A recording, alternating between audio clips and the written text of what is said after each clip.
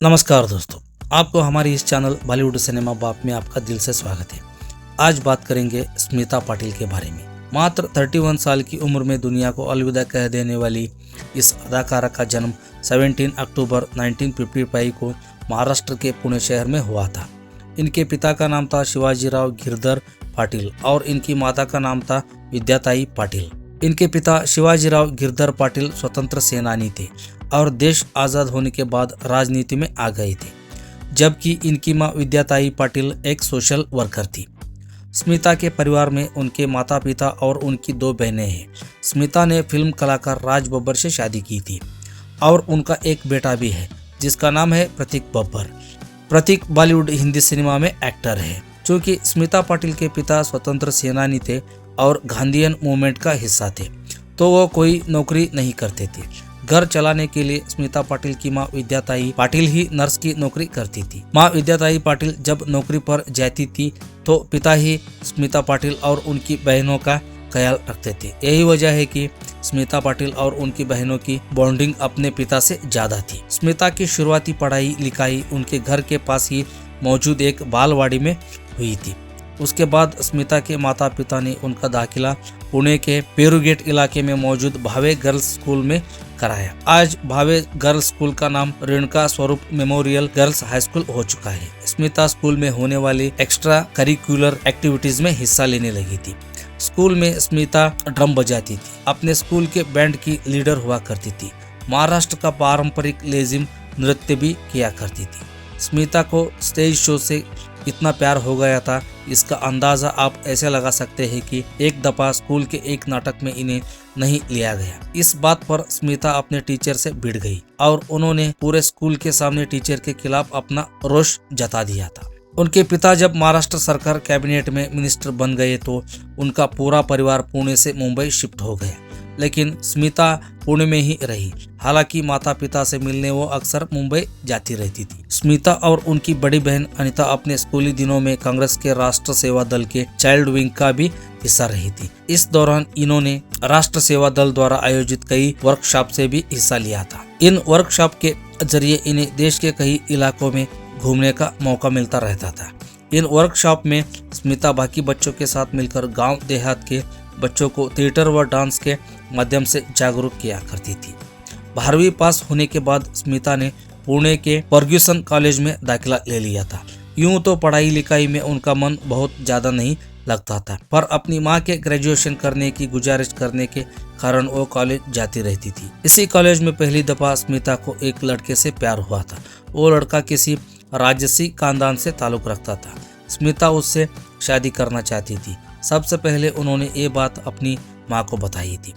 मां ने उन्हें कह दिया कि स्मिता को पहले हर हाल में अपनी ग्रेजुएशन पूरी करनी होगी, फिर चाहे वो जिससे भी शादी करे। स्मिता ने मां की ये शर्त मान ली। हालांकि ग्रेजुएशन के दौरान ही स्मिता के मन में जो उस लड़के को लेकर जुनून था वो खत्म हो गया था। ग्रेजुएशन पूरी करने के बाद स्मिता मुंबई आ गई और उन्होंने एल्फिंस्टन कॉलेज में दाखिला ले लिया, लेकिन यहाँ उनका दिल नहीं लगा। इसलिए कुछ दिनों बाद ही स्मिता सेंट जेवियर्स कॉलेज में पढ़ने लगी। स्कूल और कॉलेज के दिनों में स्मिता भले ही नाटकों और थिएटर में बहुत ज्यादा एक्टिव रही हो, लेकिन फिल्मों में करियर बनाने का सपना उन्होंने कभी नहीं देखा था। फर्ग्यूसन कॉलेज के हॉस्टल में जो लड़की स्मिता की रूममेट थी, उनका बॉयफ्रेंड FTII में पढ़ता था। स्मिता भी कभी कभार अपनी फ्रेंड के उस बॉयफ्रेंड के साथ FTII घूमने चली जाती थी। FTII का माहौल स्मिता को काफी पसंद आने लगा था और इस तरह स्मिता ने भी फिल्मों की चमकीली दुनिया में अपनी जगह बनाने का ख्वाब देखना शुरू कर दिया। कई लोग ये दावा करते हैं कि स्मिता पाटिल FTII की स्टूडेंट रह चुकी है, लेकिन ये सच नहीं है। हाँ, ये जरूर है कि स्मिता FTII में काफी वक्त गुजारा करती थी और इसलिए लोगों को उनके बारे में ये गलतफहमी हो गई थी कि वो FTII की स्टूडेंट रह चुकी है। एक दिन स्मिता के किसी दोस्त ने उनकी आंखों की एक क्लोज तस्वीर ली। उस फ्रेंड ने स्मिता से कहा कि तुम मॉडलिंग में बढ़िया नाम कमा सकती हो। स्मिता ने वो तस्वीर अपनी माँ को भी दिखाई और मॉडलिंग में काम करने की अपनी ख्वाहिश भी बताई। माँ ने कहा, मॉडलिंग बाद में भी हो सकती है, तुम पहले कॉलेज की पढ़ाई कंप्लीट करो। माँ के रुख में कोई बदलाव न देखकर एक दिन स्मिता अपने एक दोस्त को घर लाई। जो कि 1973 में रिलीज हुई बसु भट्टाचार्य की फिल्म आविष्कार का लिरिसिस्ट था। स्मिता के उस दोस्त ने उनकी मां से कहा, आप स्मिता को फिल्मों में काम करने से क्यों रोक रही हो? वो डिग्री का क्या करेगी? अगर आप उसे फिल्मों में काम करने से रोकेंगे तो कम से कम साल के 2 प्रोजेक्ट उसके हाथ से निकलेंगे। स्मिता पाटिल ने दूरदर्शन पर न्यूज रीडर की हैसियत से कुछ वक्त काम किया था। स्मिता ने दूरदर्शन पर न्यूज रीडिंग सबसे पहले उन्होंने डीडी मराठी के उदयाचे कार्यक्रम के अनाउंसर के तौर पर काम किया था। अपने इस कार्यक्रम में वो रोज सुबह चैनल पर आने वाले पूरे दिन के प्रोग्राम्स की जानकारी देती थी। दूरदर्शन में आने के बाद स्मिता का फ्रेंड सर्किल काफी ज्यादा बढ़ गया था। अब तक फिल्म इंडस्ट्री के कुछ लोग भी स्मिता को जानने पहचानने लगे थे। अब स्मिता कभी कभार न्यूज रीडिंग भी कर लिया करती थी। स्मिता के कम्युनिकेशन स्किल्स बहुत ही शानदार थे और इसलिए कम वक्त में ही मराठी दर्शकों के बीच स्मिता का न्यूज रीडिंग स्टाइल लोकप्रिय भी हो गया था। चूंकि फिल्म इंडस्ट्री में स्मिता की पहचान कुछ लोगों से हो चुकी थी, तो साल 1974 में रिलीज हुई मराठी फिल्म राजा शिव छत्रपति में स्मिता पाटिल को एक छोटा सा रोल भी मिल गया था। इस तरह स्मिता ने एक्टिंग की दुनिया की तरफ अपना पहला कदम बढ़ाया। इसी साल आई सामना नाम की एक और मराठी फिल्म में ये नजर आई। इसी बीच दिग्गज फिल्मकार श्याम बेनेगल ने अपनी फिल्म निशांत के लिए एक ऐसी अभिनेत्री की तलाश शुरू की जिसका चेहरा किसी सीधी सादी भारतीय महिला जैसा हो। इत्तेफाक से स्मिता के एक दोस्त की श्याम बेनेगल से अच्छी जान पहचान थी। उसने श्याम बेनेगल की स्मिता का नाम सुझाया। श्याम बेनेगल ने टीवी पर स्मिता का प्रोग्राम देखा और उन्हें स्मिता की शख्सियत पसंद आई। श्याम बेनेगल ने स्मिता को निशांत में काम करने का ऑफर दिया और श्याम बेनेगल का यही ऑफर स्मिता पाटिल के लिए टर्निंग पॉइंट साबित हुआ। निशांत में श्याम बेनेगल ने स्मिता पाटिल को रुक्मिणी के रोल के लिए साइन किया था, लेकिन किन्हीं वजहों से निशांत की शूटिंग तय समय पर पूरी नहीं हो पाई। अब तक श्याम बेनेगल स्मिता को बच्चों के लिए बनाई जा रही अपनी फिल्म चरणदास चोर के लिए भी साइन कर चुके थे और उस फिल्म की शूटिंग भी शुरू कर चुके थे। इस फिल्म में स्मिता पाटिल एक रानी के किरदार में नजर आई थी। फिर इसी साल दिसंबर में निशांत भी रिलीज हो गई। निशांत में स्मिता के काम को काफी पसंद किया गया। फिर साल 1976 में ही आई श्याम बेनेगल की मंथन में भी स्मिता पाटिल ने बेजोड़ अभिनय किया, लेकिन स्मिता पाटिल के अभिनय का जलवा देश भर में कायम हुआ था। साल 1977 में आई फिल्म भूमिका से इस फिल्म में स्मिता ने इतनी शानदार एक्टिंग की थी कि उन्हें महज 21 साल की उम्र में राष्ट्रीय फिल्म पुरस्कार से सम्मानित किया गया था। इस फिल्म के बाद तो स्मिता पाटिल पैरेलल सिनेमा का सबसे चर्चित चेहरा बन गई। स्मिता ने अपने करियर में मुजफ्फर अली की घमन, ख्वाजा अहमद अब्बास की दी नक्सलाइट, सैयद अख्तर मिर्जा की अलबर पिंटो को गुस्सा क्यों आता है, गोविंद नीलानी की आक्रोश जैसी सशक्त और चर्चित फिल्मों में काम किया था। साल 1981 में स्मिता ने रविंद्र धर्मराज की चक्र में भी काम किया था और इस फिल्म के लिए एक बार फिर से स्मिता पाटिल को नेशनल फिल्म अवार्ड दिया गया। इसी फिल्म के लिए ही स्मिता को film fair best actress award से भी सम्मानित किया गया था। अब दोस्तों बात करेंगे स्मिता की निजी जिंदगी के बारे में।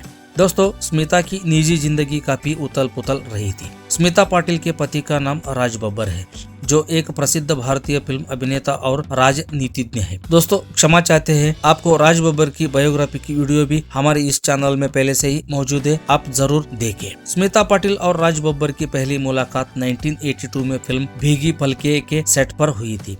आपको बता दें कि उस समय राज बब्बर नादिरा बब्बर के साथ विवाहित थे और उन्होंने 1983 में नादिरा से तलाक ले लिया। राज बब्बर और स्मिता पाटिल की पहली मुलाकात ने उनके जीवन को बदल दिया।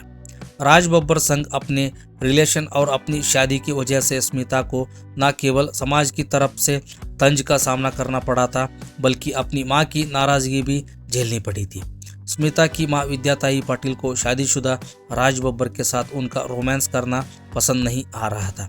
मां तो इतनी नाराज हो गई थी कि उन्होंने स्मिता से बात करना भी बंद कर दिया था। कलकत्ता में जब स्मिता ने राज बब्बर के साथ शादी की तो उन्होंने अपने परिवार को बुलाया भी था, मगर मां विद्याताई पाटिल बेटी स्मिता की इस शादी में शरीक भी नहीं हुई और स्मिता की जिंदगी के आखिरी पल तक राज बब्बर संग उनके रिश्ते को मां ने स्वीकार नहीं किया था। 28 नवंबर 1986 को स्मिता ने बेटे प्रतीक को जन्म दिया, लेकिन डिलीवरी के बाद ही उनकी तबीयत में गिरावट होने लगी। हालात ये थी कि डॉक्टरों ने नवजात प्रतीक को तो घर भेज दिया, लेकिन स्मिता को इलाज के लिए अस्पताल में ही रोक लिया। मगर बेटे को अपनी गोद में खिलाने के लिए तरस रही स्मिता पाटिल ने जबरन अस्पताल से छुट्टी ली और घर चली गई। घर पहुंचने के बाद स्मिता की हालत और भी बिगड़ने लगी, लेकिन बेटे के साथ वक्त बिताने की खातिर उन्होंने अपनी तबीयत को पूरी तरह नजरअंदाज कर दिया। 9 दिसंबर 1986 के दिन स्मिता की तबीयत अचानक से बहुत ज्यादा बिगड़ गई और फिर 13 दिसंबर 1986 के दिन दुर्भाग्य से केवल 31 साल की उम्र में ही स्मिता पाटिल इस दुनिया से अलविदा कह गई। दोस्तों, यह थी स्मिता पाटिल की कहानी। इसी के साथ आज का एपिसोड समाप्त हो गया। मिलेंगे नेक्स्ट वीडियो में, तब तक आप हमारी इस चैनल को सब्सक्राइब करो, बेल आइकन प्रेस करो ताकि आने वाली हमारी हर वीडियो की जानकारी आप तक सबसे पहले पहुंच जाएगी। धन्यवाद दोस्तों।